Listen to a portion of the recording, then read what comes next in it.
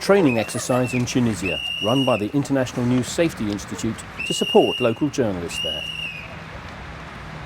Many local journalists are still the targets of people who don't like what they're saying in the countries that they're working in, the victims of organised crime, militias, government agents, government themselves sometimes. So I think that was ever thus and hasn't really changed that much, I don't think, and I think it still claims the lives of most of the journalists that lose their lives around the world.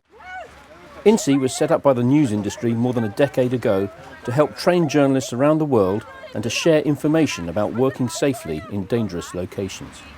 Our training has set the benchmark for the industry. But the risks journalists are exposed to are changing all the time.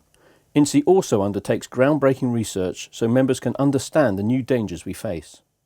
There's a lot of young journalists, there's a lot of local journalists that are being utilised by the media houses around the world to tell local stories because it's expensive, it's difficult to get access to a lot of these places. So they're using people on the ground that perhaps haven't been given the necessary training or don't have the necessary experience in order to cover those conflicts, and as a result are getting killed in far greater numbers than has ever happened in our history.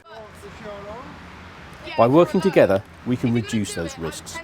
Unlike other media support groups, INSI is run by journalists and is focused on safety and prevention of harm. The power is in the network of members, sharing information, sharing best practice, helping each other and training those at risk. That just goes in the back.